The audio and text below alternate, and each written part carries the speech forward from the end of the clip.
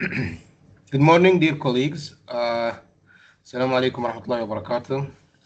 On the beginning of this session, which is titled AI Usage Policy Workshop, I would like to welcome you all and wish that this workshop would be informative and carry significance and added value to you. I also wish that you are safe and wish the fast recovery for Bahrain and that we all go back to our normal life as soon as possible. Alhamdulillah, things are becoming much better than before. So let's just keep hoping that things become better and we all next time, inshallah, meet face to face in the university as usual. Before I start, I would like to take you through or just introduce the aim of this workshop to you. So basically, I'm not gonna introduce new concepts or techniques or tools related to AI, but the workshop aim is to explain the policy recently imposed by the university, the AI policy to you all. And doing so, we will kind of drop some light or drop some shade on the basic principles of AI and how AI works. But the aim or the main objective of this workshop is to explain the policy for you in a straightforward way and also make you interact with the policy, because we are having 3 live polls where I ask you questions and then you vote to see whether we have grasped the concepts and the information in this policy or not. So let me start. We are now 39%. But before I start, you might need another device. If you are accessing this from your PC, you might need a mobile phone, because there are some live polls where I will show QR code and you need to read it with your phone and then vote with your phone. If you would like to do it from your PC, I will be also posting the link for the voting website on the chat so that you can do it with your PC. Now, what we would like to do here today, first, we will do an interactive warm-up and explain why we need this policy, and then have some opening poll about the context and the terms and conditions of that policy. Next, we will explain what the policy, what the regulation actually says, and we will highlight the main concepts in the policy. Of course, the main article of the policy, not all the policy. After this lecture, I'm gonna put in the chat the PDF for the presentation and the PDF for the policy, but by all means, it is available in the UOB website. You can download it in Arabic or English, but we will focus on the main articles. Then we will show some business college scenarios, and you are to vote whether they are allowed or they are violation of the policy.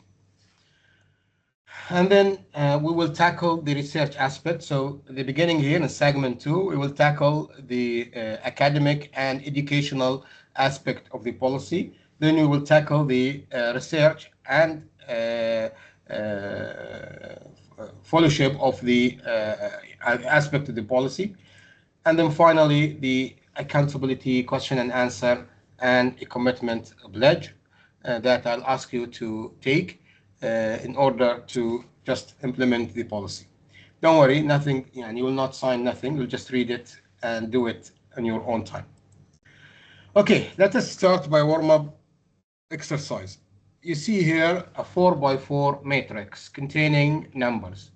There is a pattern in these numbers, and if you discover the pattern, you can know exactly what is the missing number, the number that should replace the question mark. So just have some time, look at the squares, try to figure out the pattern, and then type the number in the chat. Whenever I see the correct number, I'll shout the name.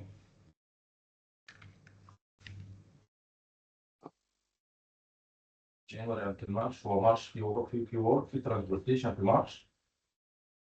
No, not 23. Not 23. Kindly, I'll ask you to mute your mics. No, not 5. Not 30. 63. Yes, Dr. Anas. 63. Or Anisa. Sorry. Can you explain how did you figure it out? Doctor, Yes, it's like Dr. 1 plus 1 Okay. plus 1 near to 3, you will get 3. 5 So, plus 5 so plus the 3, you will get three 13. squares, yeah, the Yeah, three yes, squares yes. surrounding the fourth square act Yes, as the sum. So the fourth square is the sum of the three squares. Yes. yes, yes, correct. Thank you very much. 25 plus, That's yeah. yes, 50 that's plus the correct. 30, yeah. That's the correct pattern. I'm sorry, we are online. Otherwise, I should have given you a gift. But you can buy a gift for yourself and consider it from me. Thank you so much, doctor. Thank you. Okay. Okay, so yes, 1 plus 1 plus 1 is 3. 1 plus 1 plus 7, sorry, 5 plus 1 plus 1 is 7. 1 plus 1 plus 5 is 7. And 25 plus 25 is 50 plus 13, 63. So the number here is 63. What you did is exactly how AI is built, how it extrapolates or thinks. It takes probability. It calculates the or generate the text using probability. So it has been trained using all the information available in the internet, and based on that training, it can figure out or it can generate text or things that did not exist using statistical analysis and using statistical algorithms that can help generate text, and that is what is known as generative AI, or like ChatGPT or Claude or Gemini or Copilot. So basically, it's all statistical analysis and finding the pattern, and everything has a pattern. Music is a pattern, mathematics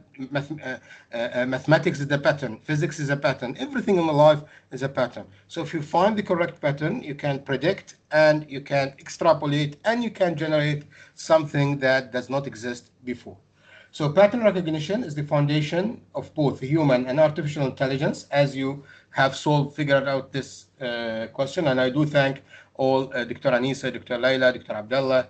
I thank them all for finding the pattern. So they used the pattern recognition capability of their brain in order to find the pattern and then figure out what's missing and generate the value that are not given to us. Before we discuss AI policy, let us test our own neural networks. Okay, so basically, the AI is made of neural network that mimics the brain. They are similar to the brain cell that are existing in our brains. Now, the AI versus the human intelligence, the pattern recognition is central to both human intelligence and AI. That's how we understand the world around us, by understanding the patterns. So, for example, if you do something, and that is jotted down by Kolb's learning theory, those of you who have came across Kolb learning theory, Kolb experiential learning theory, where we experiment, learn, and give an abstract visualization of the world, and then extrapolate. Every time we do the same thing, we are expecting to get some result that we can understand the world from it, and that the world around us is understood by patterns in our brain.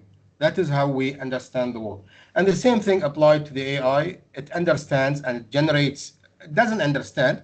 It just generates the uh, the text based on the patterns that it has been trained on. Now, this is a good thing and a bad thing. It's a good thing because it can assist you generate some text that does not exist or that satisfy your requirements. However, because it is based on a statistical analysis, it can create mistakes. It can hallucinate. Okay, and that is the term that are used for naming the wrong answers that are given to you, hallucination. So AI can hallucinate, it can falsify truths, it can give something that not entirely correct or not even correct at all based on the statistical analysis, because it does not understand the context. It just handles the information as equation and as statistical probability. So AI identifies pattern in data while humans provide meaning and expertise. Okay, so we do understand the meaning, AI does not. In business context, AI can predict operational risks, detects emerging performance or market trends. So that can be done by the AI. However, it could be wrong or it could be hallucinating. So you need your judgment and you need your expertise in order to judge whether the AI, what the AI is giving is sound or it's just a hallucination or a misinformation. Now, human judgment is essential to interpret results accurately and ensure organizational safety. And that's the aim of the policy. One very important aspect of the policy is the accountability by us humans for what we provide or what we ask the AI to provide to us.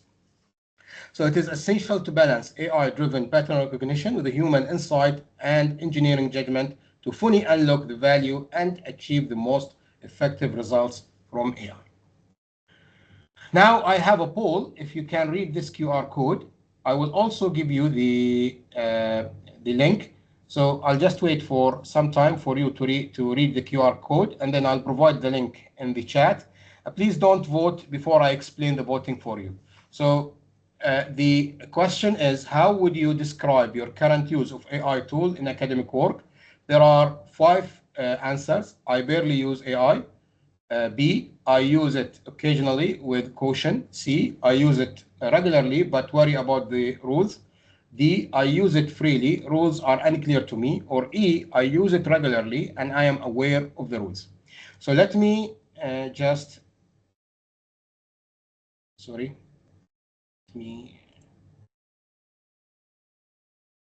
Let me go to the website, and then you can also read the QR code here.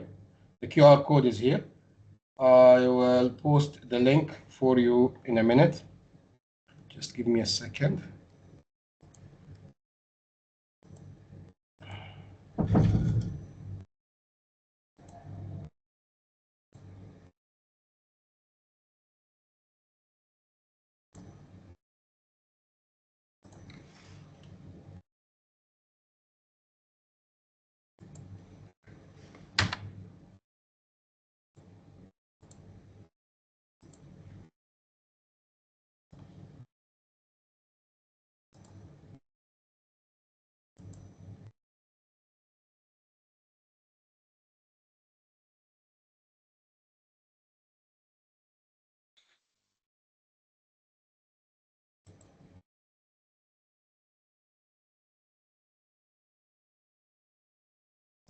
I'm sorry it's taking too long time, but I'm just trying to copy the link. Just give me a few seconds. Okay.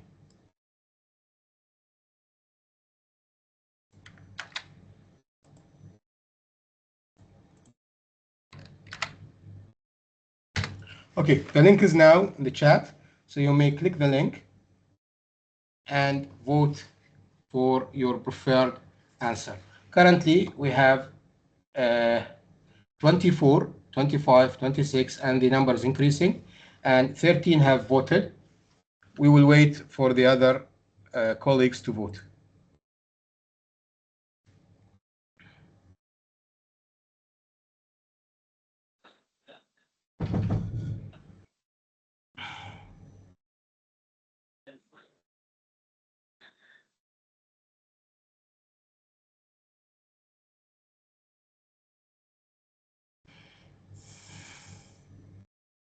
So we have a total of 41 respondents, 42.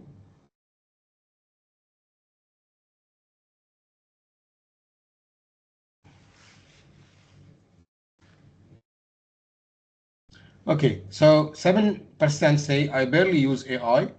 Now, I do recommend for those who are still not engaged with AI to start breaking down the barrier between them and AI. Why? Because if you don't use it, your student will. So it's better to know how the students are using it. Then, because in the policy you will see later on that you are responsible of detecting or pinpointing any misuse of AI. Now, this won't be possible if you don't use AI often and get experience with AI. Now, the university offers several workshops to the UTIL, especially the UTIL, offers several workshops for you to kind of break the barriers between you and AI usage. But I do recommend that you start using AI so that you know exactly whether an answer submitted to you is, I mean, yes, it could be slightly difficult to detect, but being a knowledgeable and experienced educator, you can know that this submitted work is the work of the student or it's just submitted by AI. And then you can dig further, because if the students feel that they can submit something written in AI without being known, this will make it a habit, and they will inherit this, and they will transfer it to the next generation coming to the university. But if they see that faculty are aware and they can pinpoint and they can take actions against misconduct, then they will be careful not to use the AI for their work. They want to choose the easiest path to get the grades, but our role is to make it difficult for them to not to learn. We have to make them learn by doing what they need to do. I use it occasionally with caution. Okay, so again, and we need to be aware of how it is used, what tools are there, how the students are using it. Because if we don't use it, the students are already using it, and they are not using it; they are misusing it, and that's the problem. We need to teach them what is the proper use.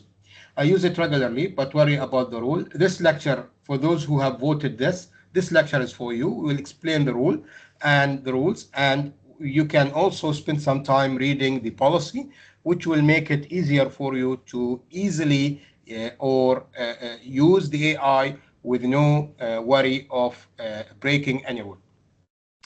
I use it freely. Rules are unclear to me. So this here, those who voted here, the 38% here and the 9% here, both this lecture, inshallah, will clarify things for you. And for those who are using it and also knowing the rules, and congratulations, please assist us. You have the opportunity in this workshop to contribute with your insight, with your experience of what works and what doesn't work when it comes to using AI, and how we can protect the students from strategic studying. I call it strategic studying. That is, they don't do what it takes to understand and to gain the information. They just do it to get the marks. So they use shortcuts, and we have to make it difficult for them to do that so that they learn.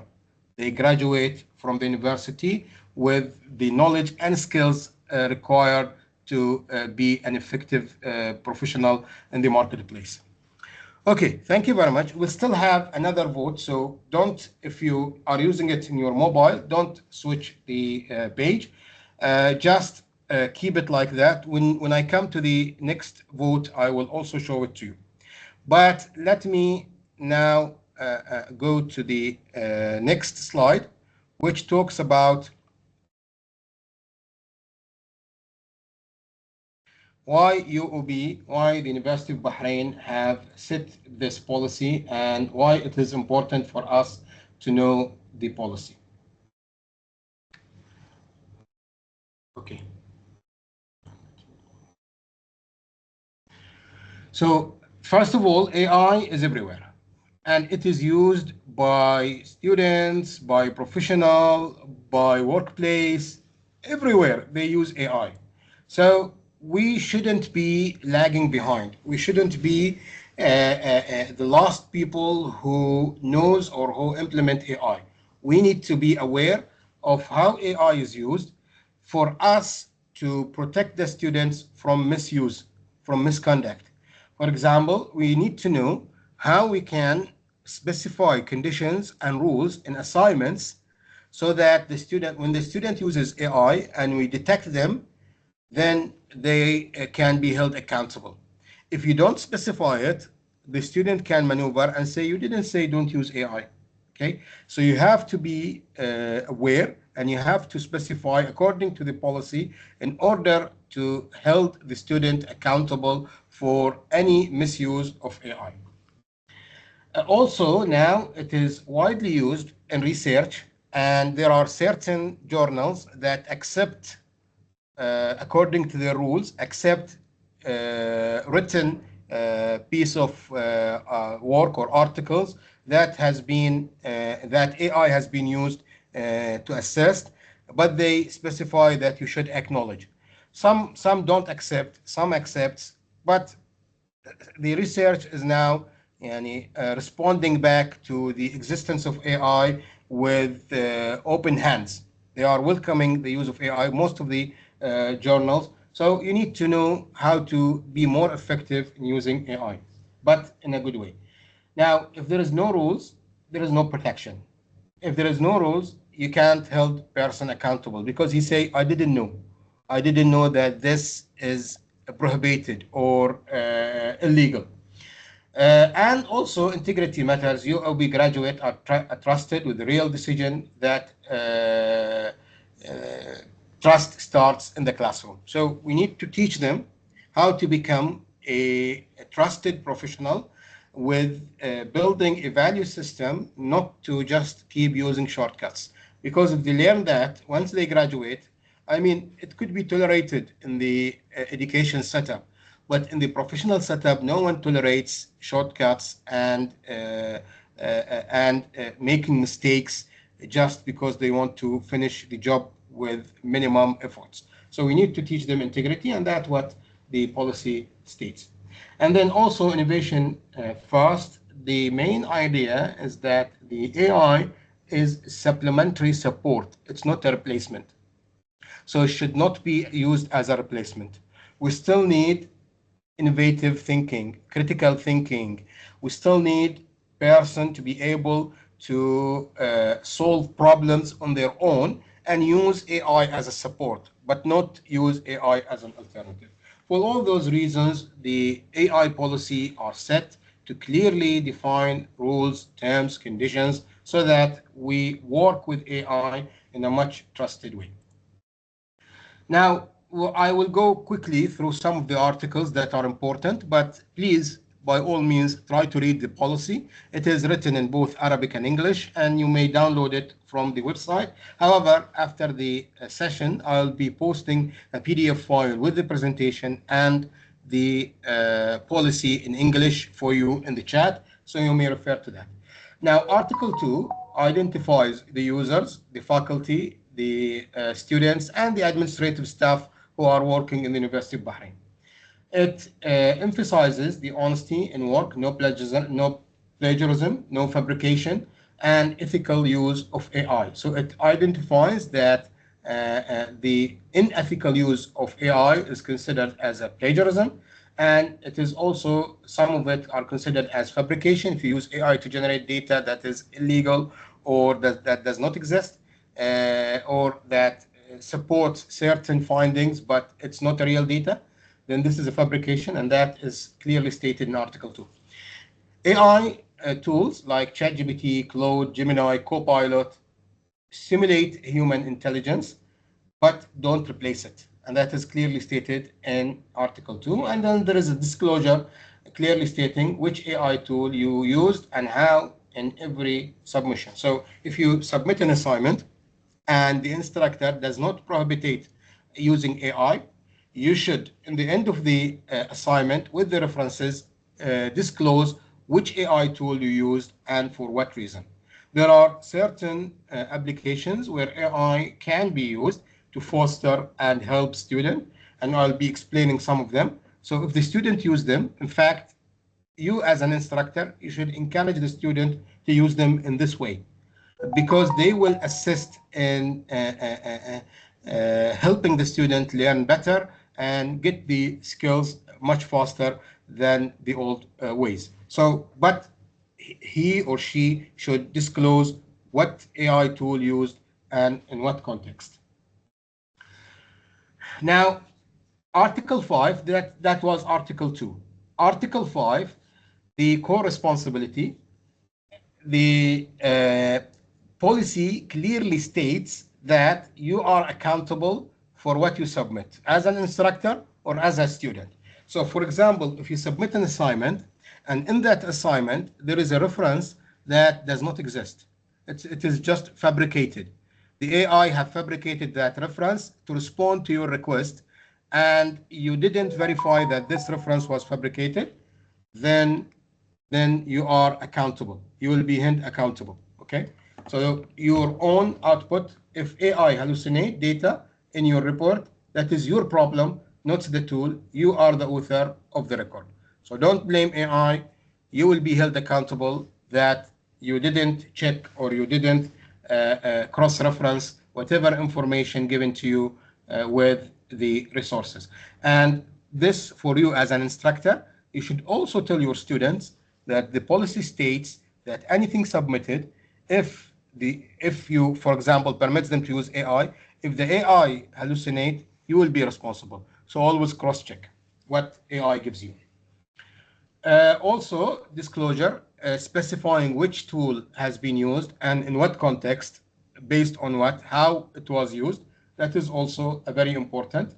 And then no misuse. You cannot use AI to generate biased or misleading information. Like, for example, you are working with a student on a senior project or on a graduation project. The students want to prove something, but the data does not support that claim. So what the student do? The student goes to the AI and asks the AI to generate data that supports the claim. So, and then use this data as an evidence that the claim is correct. This is prohibited and it will be considered as plagiarism or fabrication, and it should not be done. You cannot use AI to fabricate or generate or misuse data in order to just prove certain aspect, or you want to just get along with your research. The literature says something, your data says another thing, and you don't want to get indifference with the literature, so you just fabricate data. That is not prohibited. That is not allowed. Now, in Article 6, it talks about, so we have looked at Article 2, we have looked at Article 5, now we will look at Article 6, but I just want to know, are you with me or have you fallen asleep? If you are with me, just type 1 in the chat. Let us just refresh you a little bit, and I'll drink some water as well. Good, good, okay. Alhamdulillah, so you are all with me, and that's a good sign. Still not fall asleep, and that is a good sign. Alhamdulillah. Okay. Now, in Article 6, so we discussed Article 2, we discussed Article 5. Now let us discuss Article 6, which talks about academic writing and assessment. So there are certain aspects that are allowed if you want to use AI to support you in academic writing, or if you as an instructor want to use AI for generating assessment for the student. Our student can use AI to improve grammar and style. Now, how do I tell my student? I say, don't ask AI to write in your behalf. Write it down, and what I tell them, I say, okay, open Microsoft Word, open Microsoft Word, and then go to the microphone icon, click the microphone icon, and start dictating to Microsoft Word what you want to write. If you are writing an essay, if you are writing an assignment, if you are writing a project report, just explain it in your way in English. And once you finish dictating, it is always easier to dictate than to write, because if you write, your hand is slower than your brain. So ideas might skip. Now, you will end up having a Word document that has been dictated and it has a random ideas all over the place. So now your task is to go through it, read it, and trim it down. Just, replace some sentences, replace some words in order to make it much more readable. Once you finish that, take that text either by copying it and pasting on AI tool or just sending the whole document to AI tool. But don't say to AI rewrite. Say to AI, this is my writing. I would like you to go through it and pinpoint all the grammatical and spelling mistakes. Plus, if there are certain expression that can be improved, highlight the expression that need improvement. Don't put a replacement. Let me suggest a replacement, and then you can discuss with me whether these replacements are correct or not. I tell my student, even because sometimes I supervise a project, I say, don't ask the AI to write the project report for you. Do it like that.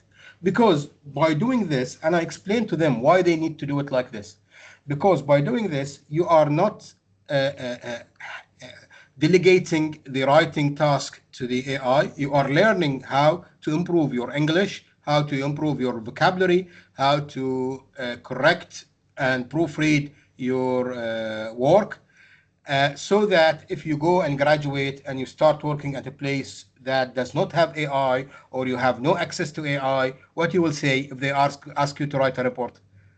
Give me some time, I'll go home and write it down.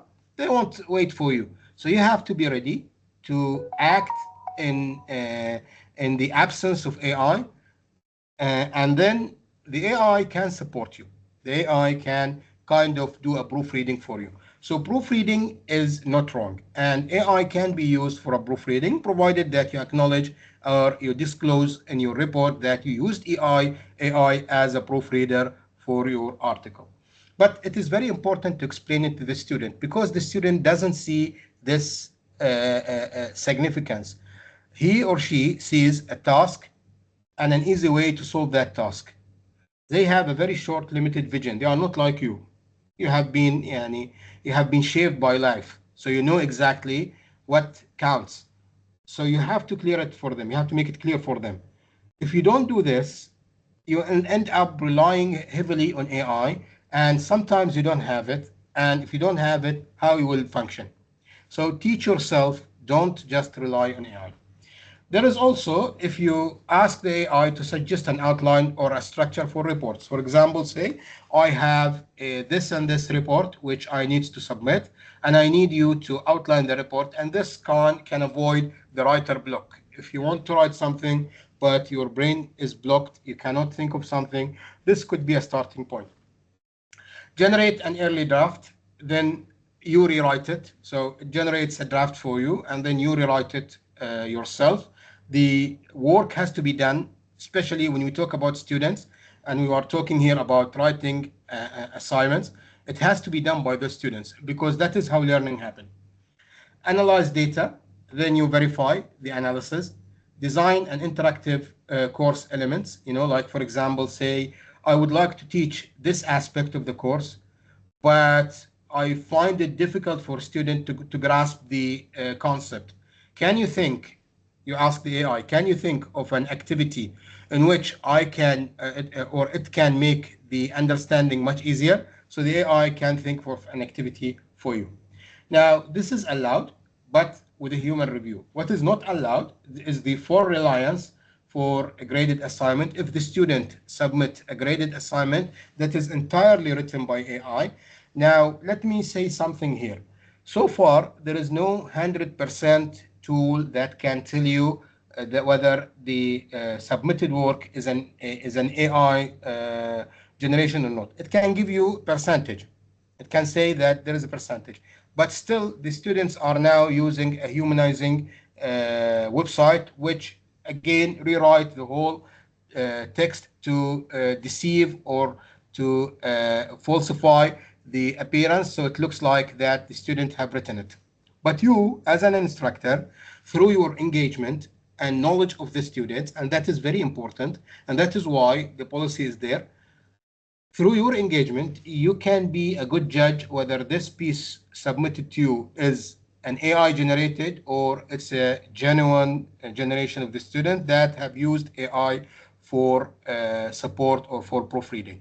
So please make sure that you kind of give your students activities during the classroom to kind of probe down their responses, and from there you can easily isolate or identify work that are so perfect and submitted by AI. You can still discover that, and even without the detection tools. But just to comment in that regard, the detection tool are not 100% proof or error free. Also, another thing that is prohibited, submitting AI text verbatim. So the whole thing is written by AI. Nothing is done by the student. Hiding AI use or no disclosure, that is also prohibited uh, by the policy. Bypassing critical thinking objectives. When you give an assignment, you would like the student to think critically. For example, if you give a case study, and you want the student to kind of analyze the case study and give their recommendation, you don't want this to be done by AI. You want the student to think, because that is how they learn. That is how they put whatever knowledge they came across in the classroom to reality.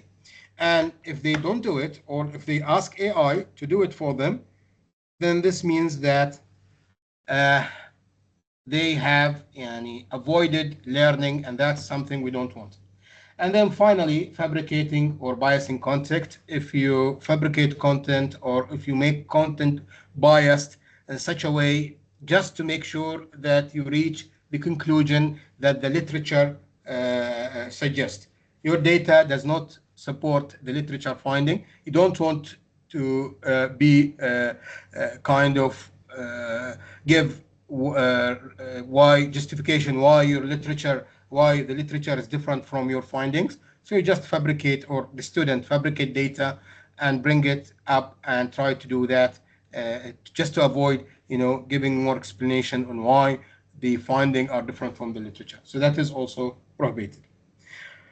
Okay, now let me go back to the voting, and we have some cases I would like you to vote on. So I'm going to show a case. We will read the case together, and based on your understanding of Article 2, Article 5, and Article 6, the one that we explain now, you are the judge. You are the vertex is resides in your hand. You can say that this is allowed or not allowed. Okay. So kindly, what I want you to do is, first of all, I cannot see who voted, so just feel free to vote, and you can vote freely without any fear that my vote might be recorded. No, we don't know who voted what, so just think about the context or the scenario and vote. We will start with a warm-up scenario with more than one answer, and then we will go into scenarios that carry two answers only. That is allowed or not allowed. So I'll start with this one here. A student uses ChatGPT to write 80% of a business case study, then lightly edits it under UOB policy. This is allowed, they edited it, allowed if disclosed, a violation, complete reliance is prohibited, or only a violation if caught.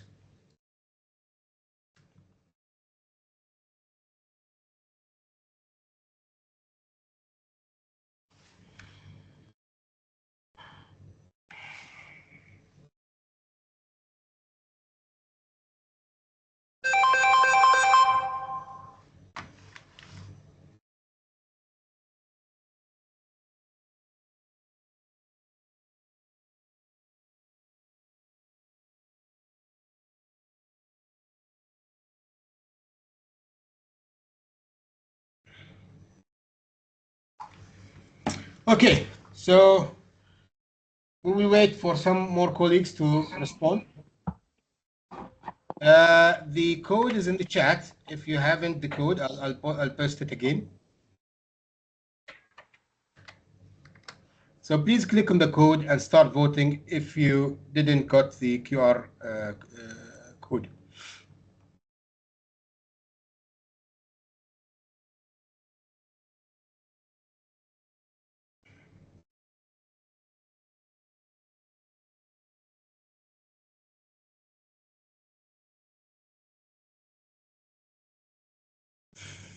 Waiting for other colleagues to vote.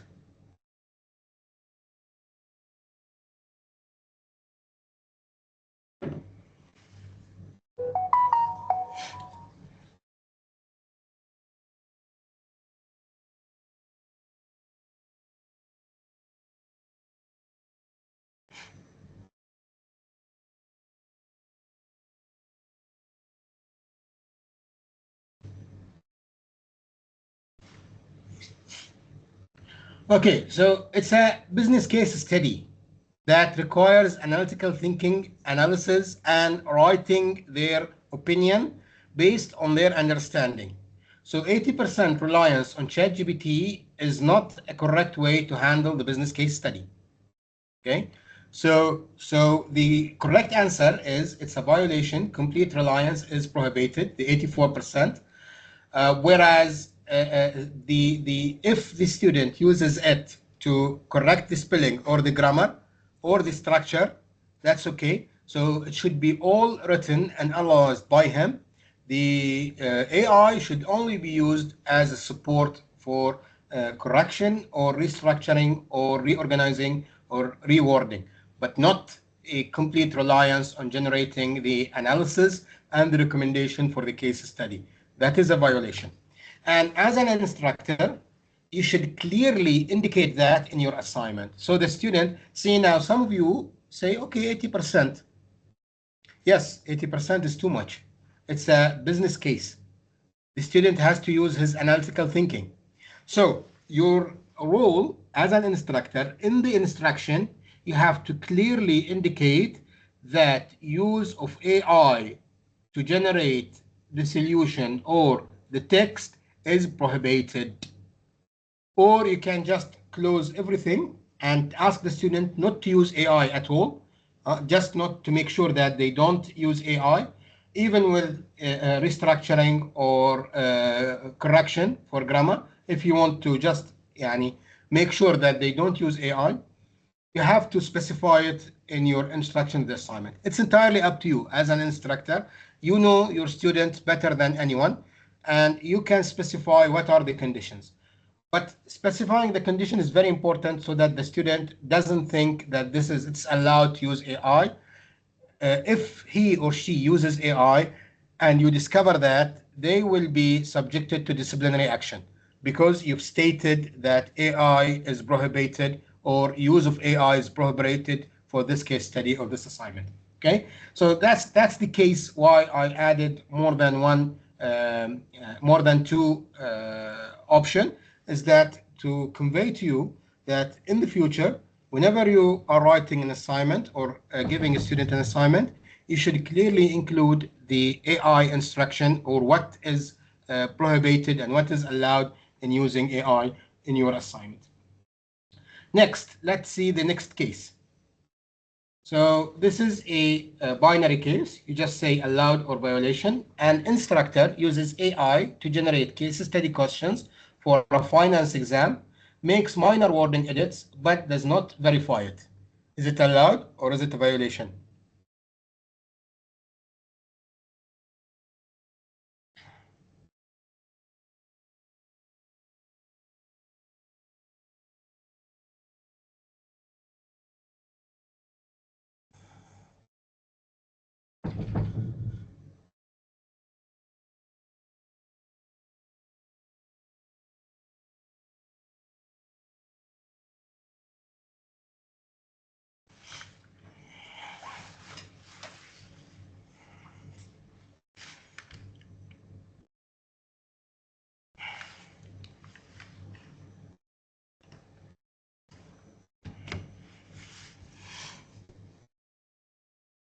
Again, you can click on the link on the chat to access the voting.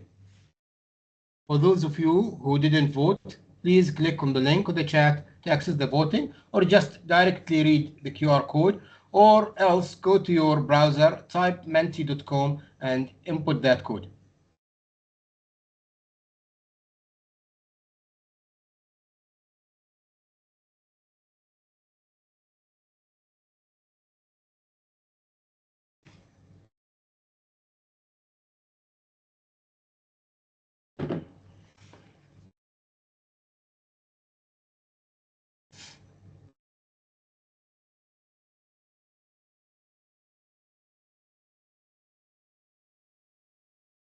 Okay, so let me break it down. Let me break the statement down. An instructor uses AI to generate case study questions for a finance exam, makes minor wording edits. Up to here, it's legal. Nothing wrong with it. But does not verify it, does not read the question to check that they are sound, they are matching the content that the student were asked to study, they are sound, they are right information, there is no hallucination. If the instructor does not do that, it's a violation of the policy. So the first statement is yes, okay, nothing wrong with that. Nothing wrong of generating case study questions, generating an exam. But you need to verify that the wording of the question is sociable for the student level. For example, a level 1 or level 2 students should not be asked to answer questions that are meant for highly intelligent, efficient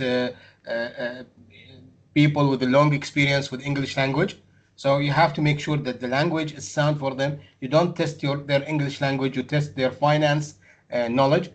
So that is number one. Number two, you should also cross-check that the question is exactly asking the right thing and that the answers are correct. Because sometimes the AI can give false answer. For example, if it's a MCQ, multiple choice question. So the result for this, it's a violation. It's a violation. Okay, let's move. Now, if someone of you is having other thought or other point, you can either type in the chat or you can just grab the mic and counter argue me. Uh, I mean, these arguments are beneficial to us to understand the policy. So please, by all means, if you have any other opinion, just write it down in the chat or just grab the mic and say, no, I have another opinion. Let's move to the next case. A marketing instructor uses AI to generate a full set of lecture slides on digital marketing strategy and uploads them directly to the Blackboard without disclosure. So disclosure was missing. So without disclosure. He doesn't say that he used AI to generate those slides. Is it allowed or is it a violation?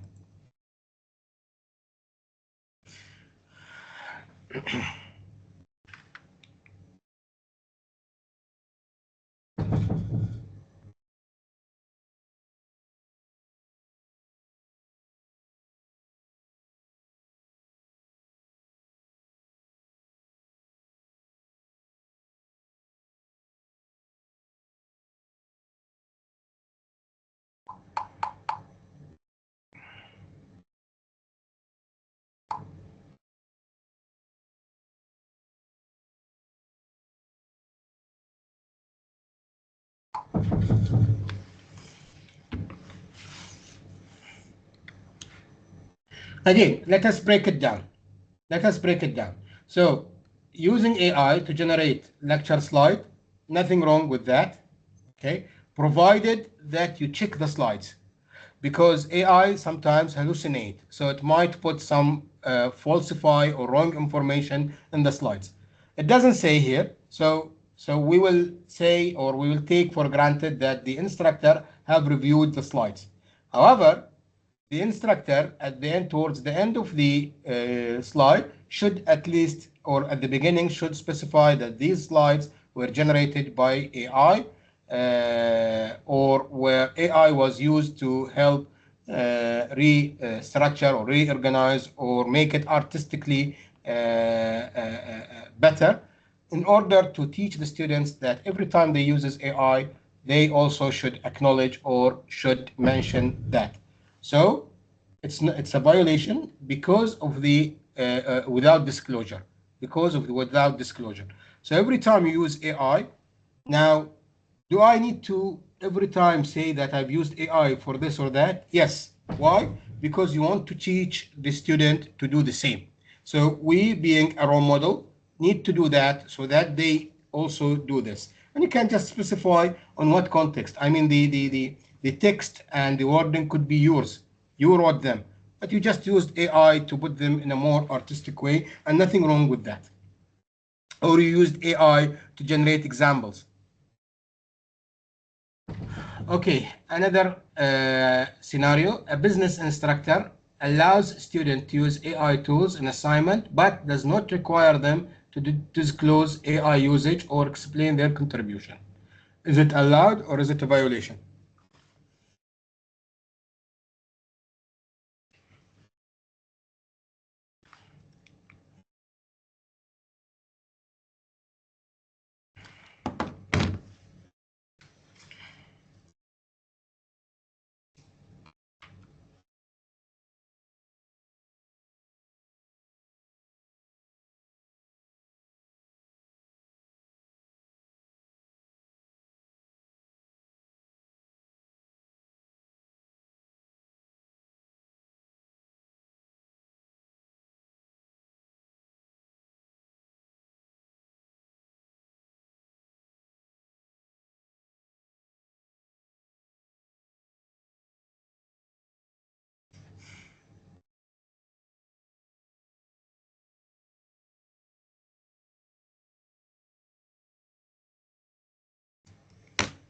Okay, so thank you very much. That is a clear violation.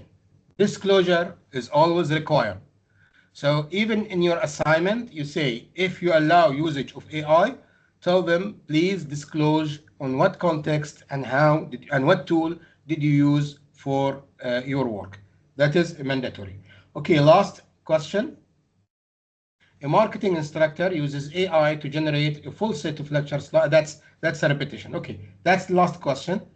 So thank you very much. And these scenarios shows for us how sometimes it's not very clear, okay, but we need to refer to the policy to make sure that whatever we have ask the student to do is is there in the policy. Okay, let me jump now to uh,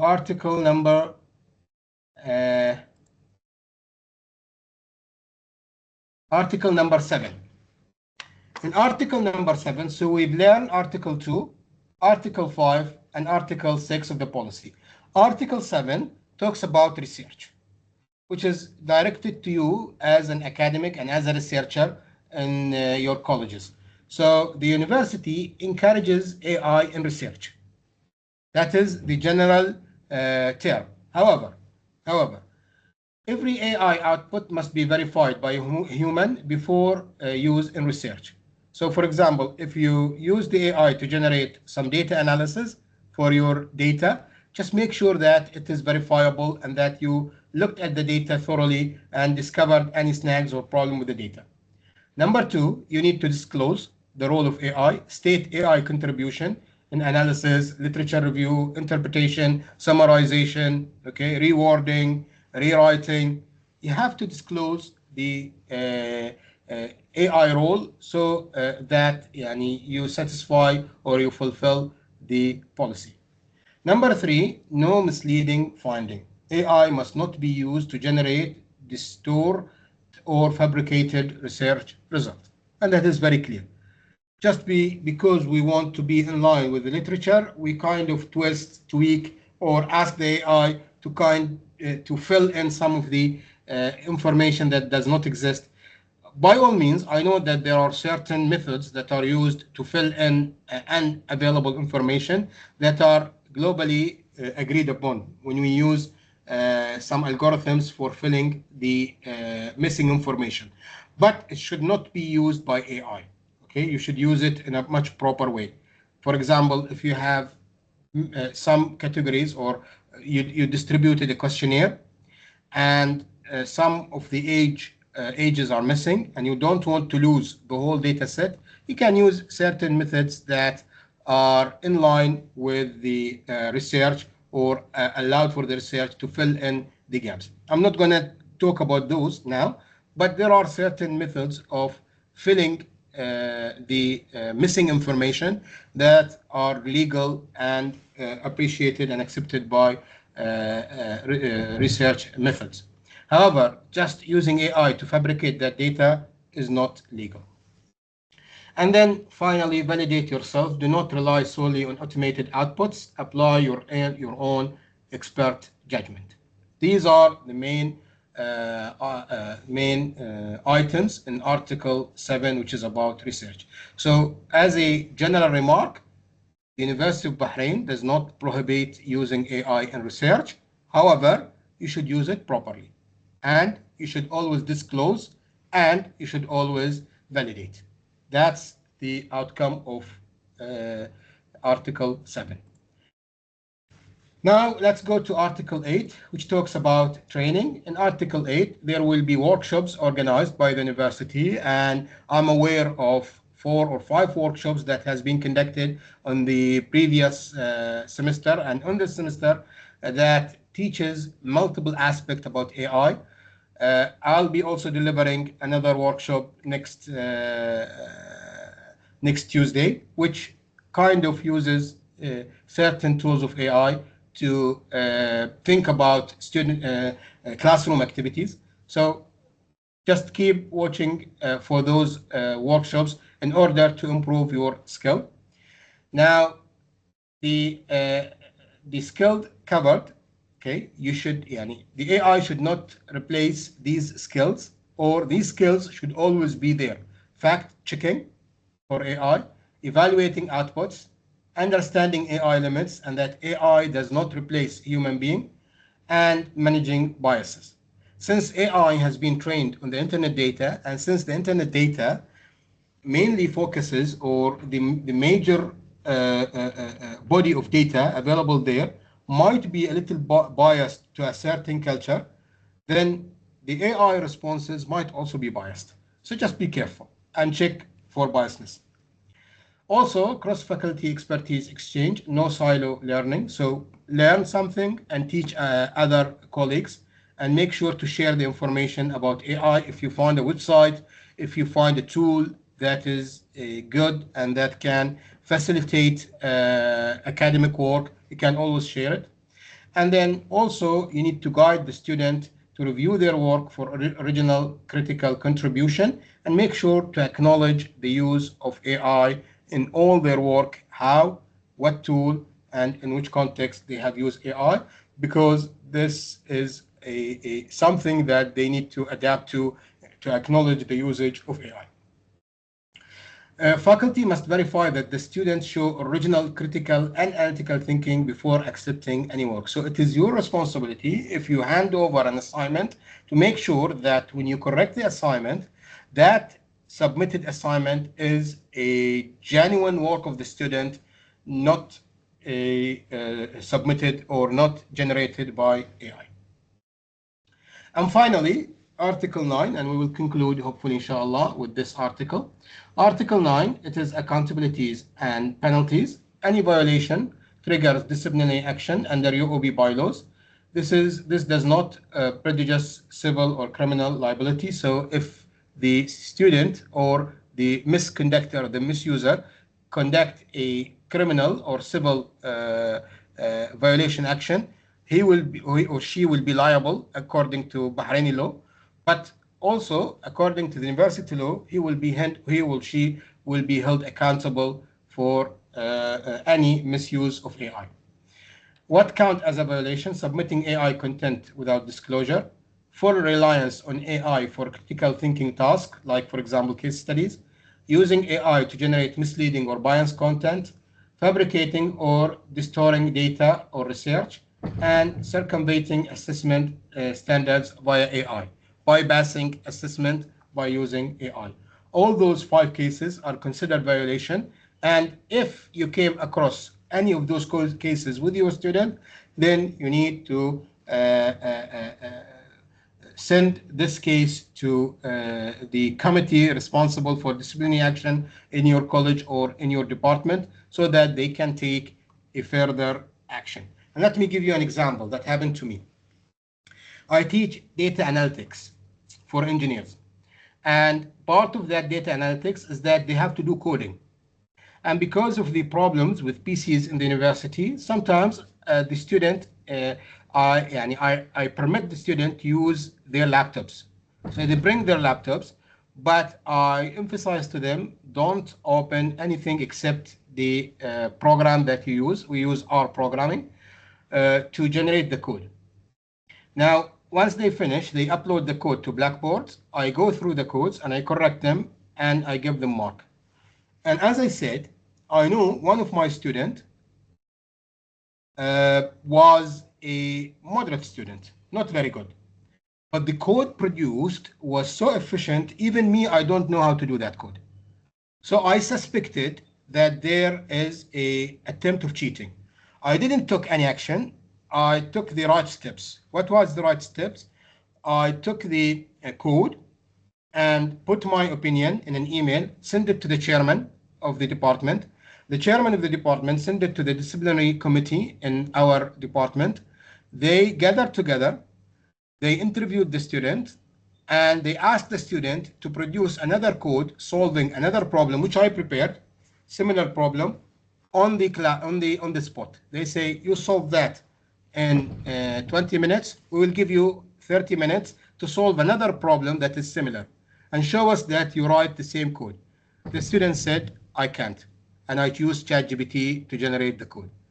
Then this student was given F on the subject, and this made the student next semester comes to me every time they want to use AI and they say, Doctor, we use AI in this, is it acceptable? We use the AI in that, is it acceptable?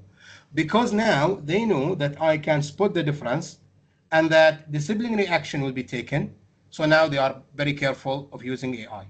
That is a case that happened to me. But again, yani, you are also, if we kind of adapt to this mindset and show the students that there is no tolerance whenever they violate the rules, then yani, things at least will be better and the student will start relying on themselves, not using AI in a wrong way. Finally, I have another vote. Okay, so let me take you to the vote.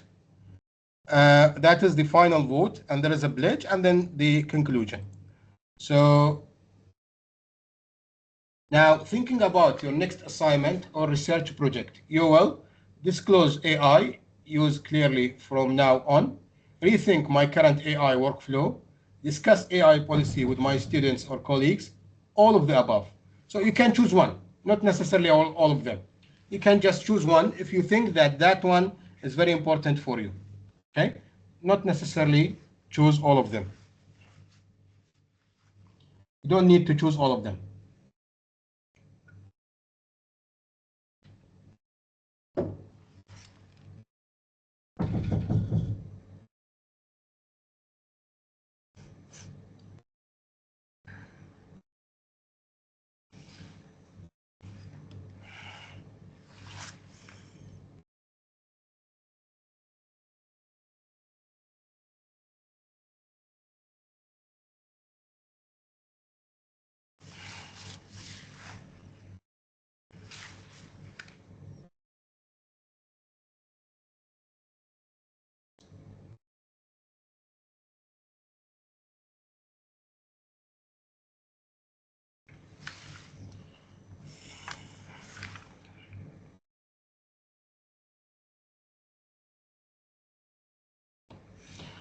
Okay, so we got 67% saying all of them.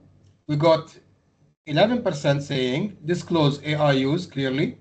We got 7% rethinking my current AI workflow.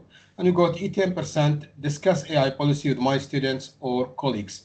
So that is something, yani, I think we should all do, at least focus on something for the next uh, uh, uh, coming days. And that is yani, something to take away from the lecture. Uh, Finally, I would like you to capture this slide and use it for your own thinking. Okay, it's the commitment card, and it say what is the one thing you will always disclose when using AI. That is for you. You don't need to share it with me. One AI use I will stop doing immediately, and one way I will use AI responsibly this semester. Okay, so just think of one single answer for each of those questions. No need to write it down, just think of it. I'll give you 5-minute pause to think about the question and think about the answer. That is our takeaway from this session. And then I have a conclusion slide, and then the evaluation, and I will say thank you very much. If there is answers or questions, I'll be more than willing to answer. So I'll just pause for 5 minutes for you to reflect on these questions.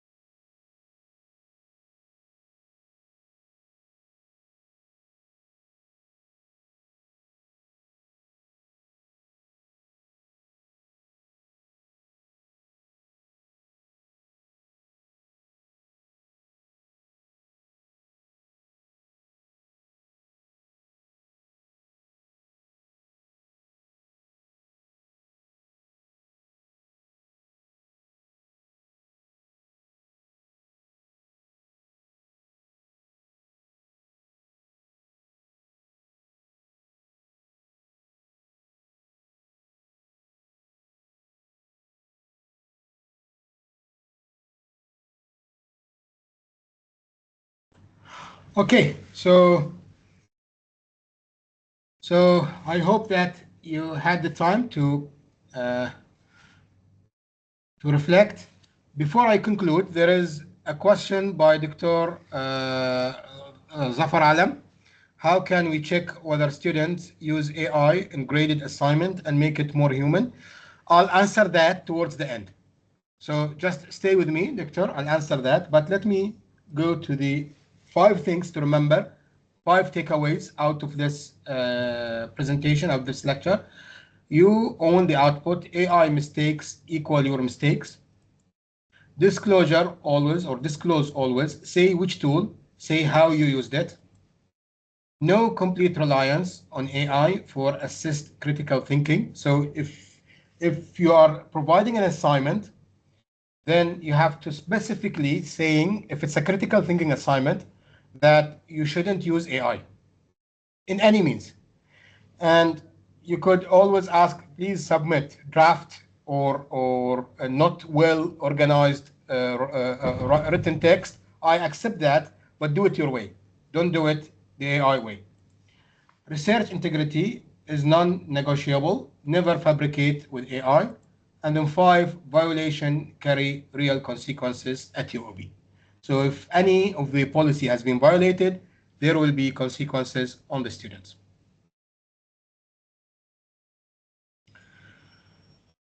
Okay, now this is a way of disclosure. I've been asked, how can we disclosure? Is there a template? That is my way, but you can always find your own way. So the references for this presentation was taken from the University of Bahrain AI policy, which is published on the website, www.uob.edu.ph, and this is my disclosure. In accordance with UOB Article 5.2 in disclosure, please note the following tools were used to enhance this presentation. Design and visual, Nano Banana, it's a tool in Gemini, Google AI, was utilized through Google Gemini to artistically adjust slide layout for maximum impact. I'll show you how in a minute. And then content optimization, AI assistant was used to rephrase and condense technical content, ensuring clarity, consistency across all slides. So this is my disclosure, and you can always copy it or paste it, or you can write your own towards the end of your slides if you use AI for slides. Now, before I conclude, I have and give you the chance to give some question. I would like you first to participate in the evaluation. So kindly scan the code to participate in the evaluation. I'll be also posting the code in the chat if you can give me a minute.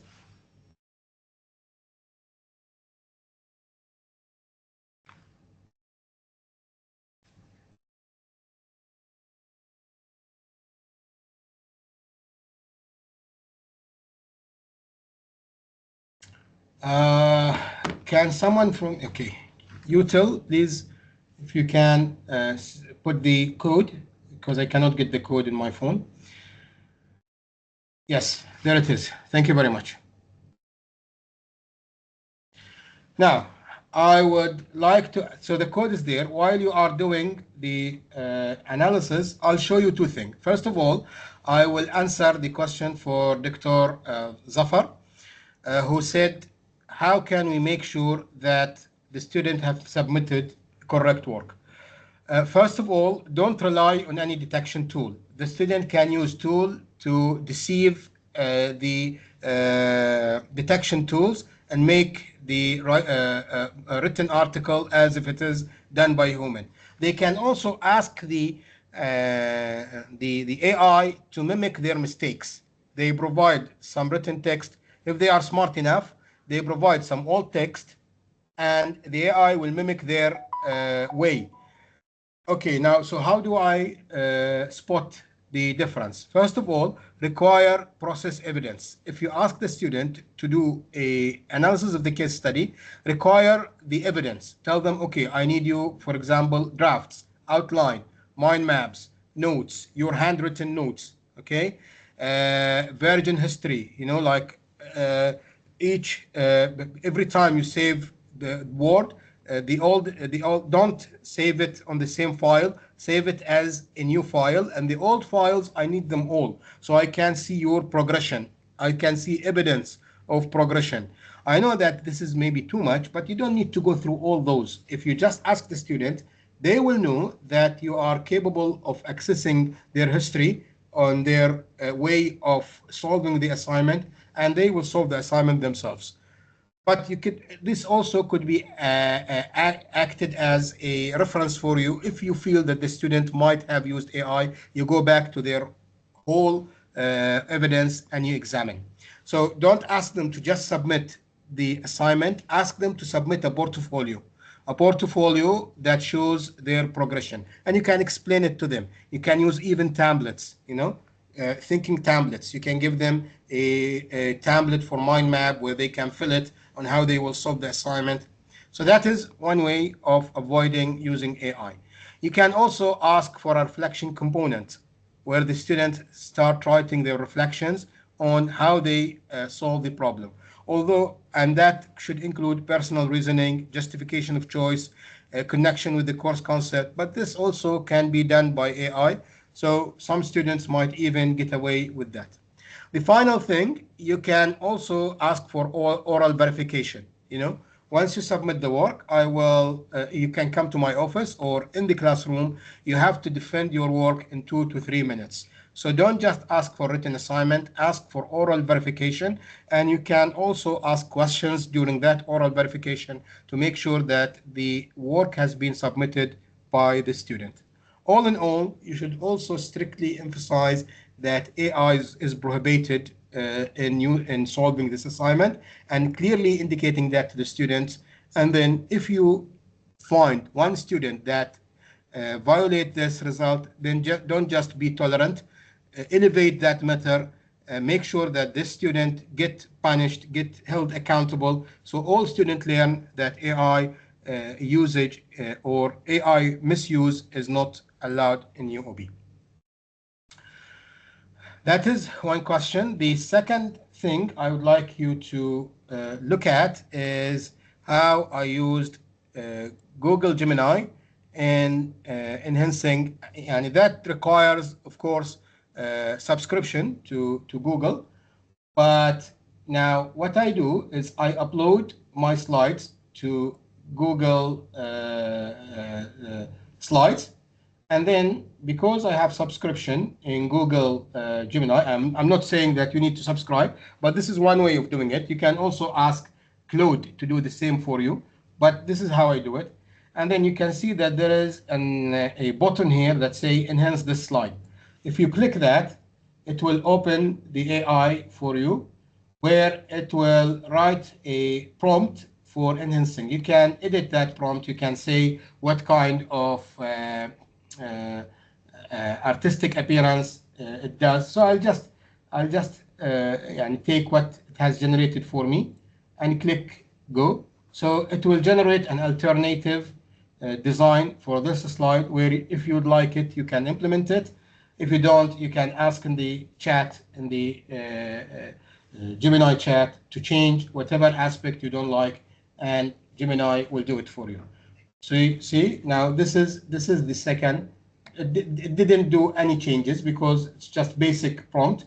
So it just dropped the background that was used before, okay, and gave me that. But if you just put some text, and then ask a Gemini, it will redesign the whole thing for you. And that is not a picture, it's an editable file. See, now if I replace that, now I can edit this text here. It's an editable text, okay? So you can just type in your data, whatever text you want, upload it to Google Slide, and just click this button, and you can control the prompt. What changes do you need? And it will produce a much better version of the slide. And then you can just show it from Google Slides, or you can just export it as PowerPoint. But if you export it as PowerPoint, you will not be able to edit it. It will make it as a picture. You will only be able to edit the text in Google Slide. So that is how I used Nano Banana in improving my slides. If you have any questions, please feel free to ask. I'll also read the chat for questions, but I will give the colleagues who wants to speak in the mic a chance.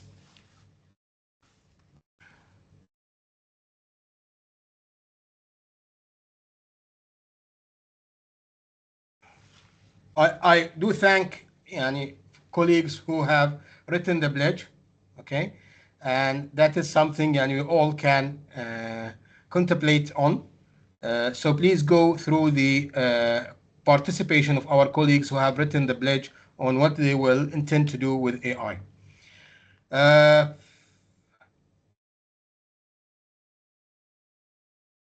If you have no further questions or if you have no further comments, I will stop here and I will wish you all the success in implementing AI and cultivating the future in our student mind. Thank you very much for joining me. I hope that this workshop was beneficial to you and that we will inshallah meet in future.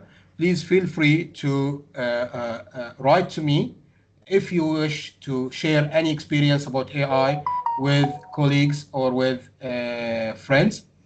I will also post for you now the presentation as well as the AI policy. If you just give me a few seconds of your time before you go.